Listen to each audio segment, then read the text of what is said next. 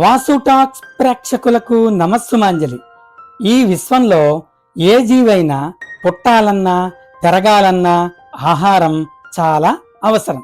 అంటే మనిషికి జీవికి శక్తినిస్తోందంటే ఆహారం మనకంటే శక్తివంతమైనదే కదా.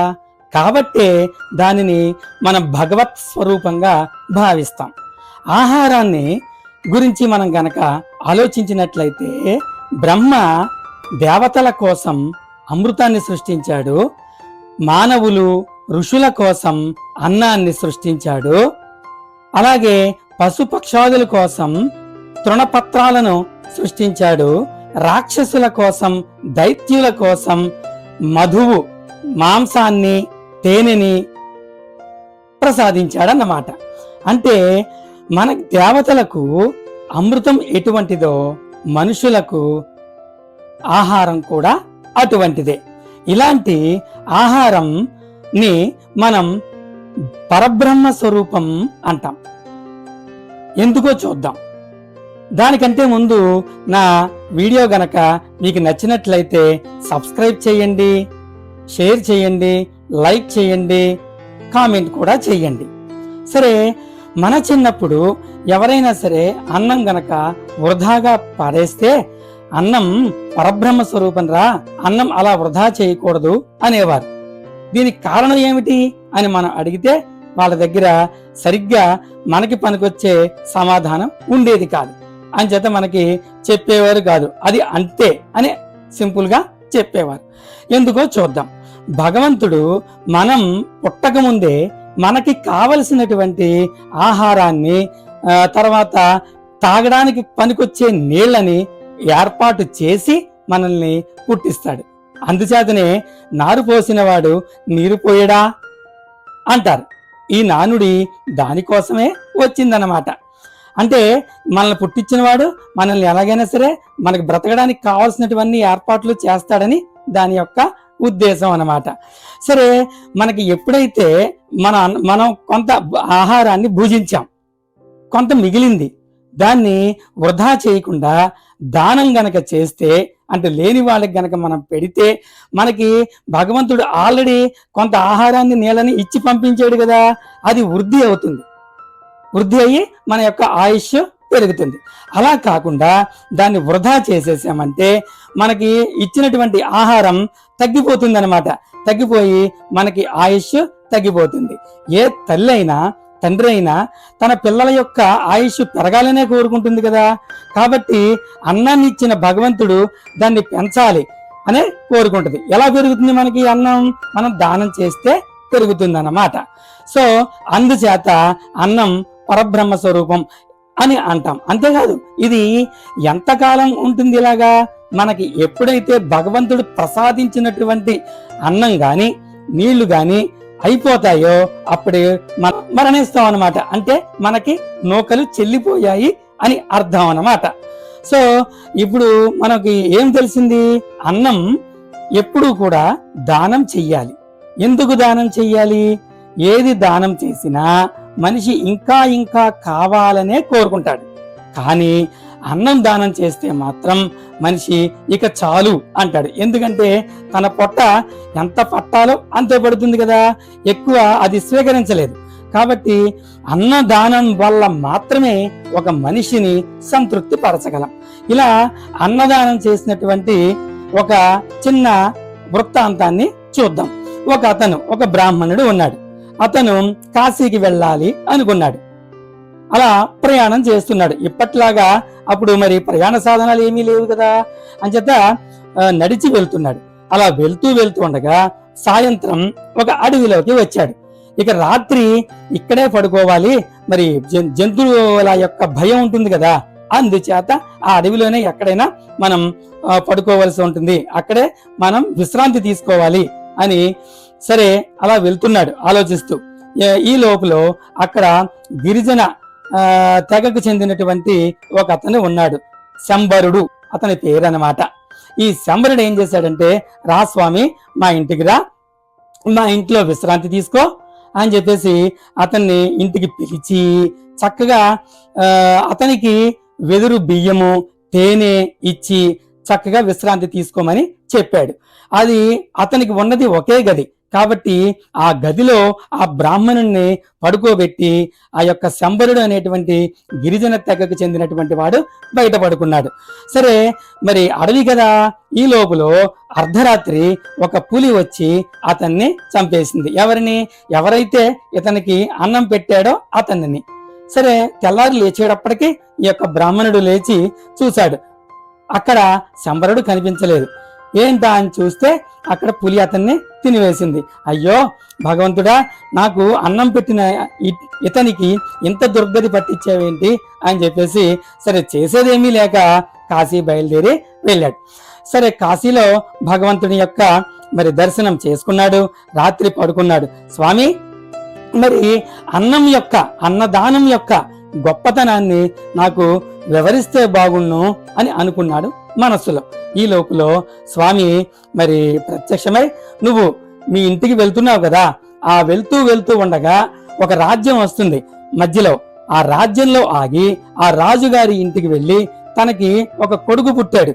ఆ కొడుకుని నువ్వు మరి ఒంటరిగా ఆశీస్సులు ఆశీర్వదించు అతన్ని అని చెప్పేసి ఈ శివుడు అంతర్ధానం అయ్యాడు. సరే, స్వామి చెప్పాడు కదా, ఉదయమే లేచాడు, స్నాన సంధ్యాలు పూర్తి చేసుకున్నాడు. ఇంకా అడవి గుండా ప్రయాణం చేస్తూ ఒక రాజ్యానికి వచ్చాడు. ఆ రాజుగారి ఇంటికి మరి మన ఈ యొక్క బ్రాహ్మణుడు వెళ్ళాడు. అక్కడ చిన్న పిల్లవాడు అప్పుడే పుట్టి ఉన్నాడు. అతని దగ్గరికి వెళ్ళాడు. అతను అంటున్నాడు, ఓ బ్రాహ్మణుడా, నేను ఎవరో మీకు తెలుసా అంటే తెలియదన్నాడు. కొంతకాలం క్రితం మరి నేను మీకు అన్నం పెట్టాను కదా, ఆ పుణ్యానికి భగవంతుడు నన్ను ఈ రాజుగారి ఇంట్లో పుట్టించాడు. అన్నదానం వల్ల కలిగినటువంటి ప్రయోజనం ఇది అని చక్కగా వివరించి చెప్పి అతను ఏమీ తెలియని బాలుడుగా మారిపోయాడు అన్నమాట. చూసారా, అన్నదానం చేస్తే మరి ఎంతటి ప్రయోజనం పొందాడో. అలాగే ఇంకొకళ్ళు మనకి చెప్తూ ఉంటారు, ఒక్కొక్కళ్ళు ఏమని, అన్నదానమైనా చెయ్యి లేదా చేసే ఇల్లైనా చూపించు అంటారు. అన్నదానం చేసినా గొప్పదే, అలా కాకపోతే అన్నం పెట్టేవాడి ఇల్లైనా సరే మనం చూపించాలిట. సరే, దానికి కూడా ఒక ఉదాహరణని మీకు తెలియజేస్తాను. ఒకసారి ఇలాగే కురుక్షేత్రం జరుగుతోంది, యుద్ధం. ఆ యుద్ధంలో అందరూ చనిపోతున్నారు, కౌరవ పక్షంలో ఉన్నవాళ్ళు. తర్వాత మన యొక్క కర్ణుడి యొక్క వంతు వచ్చింది. అతను కూడా మరి ఆ యుద్ధంలో మరణిస్తాడు, స్వర్గానికి వెళ్తాడు. స్వర్గంలో అన్ని సుఖాలు అనుభవిస్తున్నాడు. కానీ అతనికి ఏదో తెలియని ఆకలి వేస్తోంది, అసంతృప్తిగా ఉంది.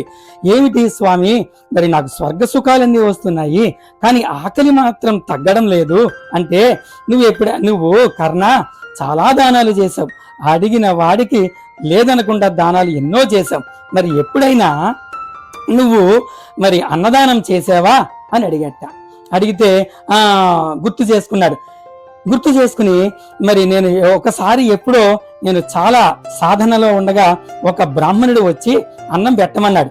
నాకు కుదరక ఫలానా ఇంట్లో నీకు భోజనం దొరుకుతుంది వెళ్ళు అని చెప్పేసి అతన్ని ఆ ఇంటికి పంపించాను.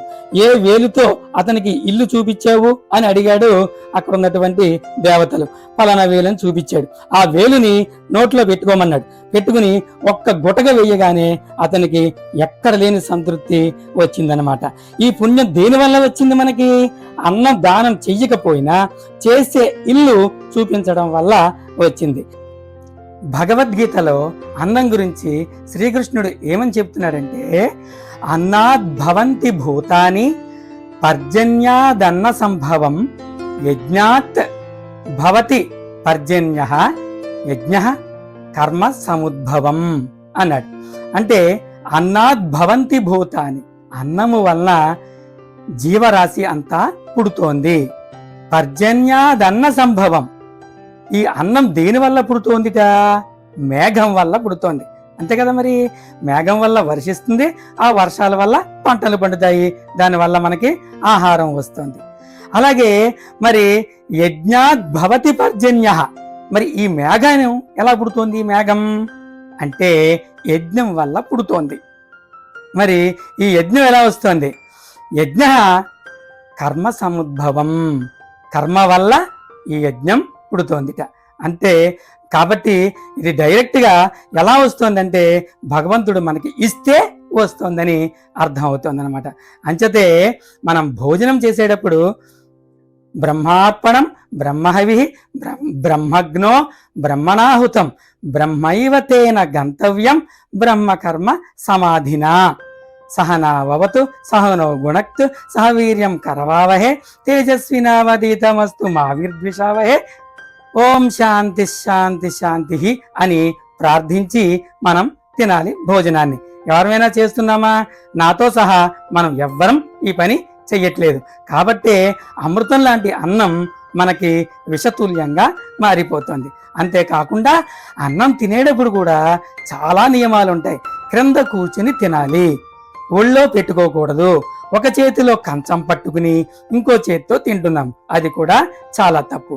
మంచం మీద కూర్చుని ఏ విధమైన తినుబండారాన్ని కానీ ఆహారాన్ని కానీ తినకూడదు.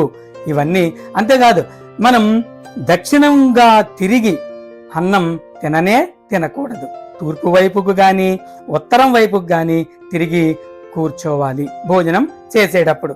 ఇవన్నీ కూడా పాటిస్తే చాలా మంచి జరగడానికి అవకాశం ఉంది. అంతేకాకుండా మరి ఏం చెప్తున్నాడంటే హితాహారం మితాహారం తినమని చెప్తున్నాడు.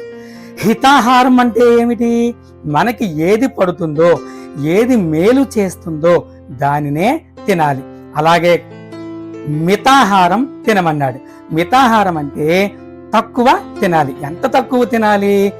ఒక 6 ఇడ్లీ తినే అలవాటు ఉంది మనకి.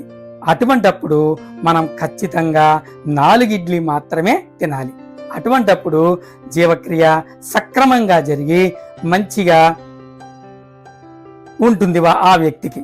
అంచేత ఈ విషయాలన్నీ కూడా జ్ఞాపకం ఉంచుకుంటే మనం తిన్న ఆహారం వల్ల మనకి మంచి శక్తి వచ్చి శక్తివంతులుగా తయారవడానికి అవకాశం ఉంది. Thank you.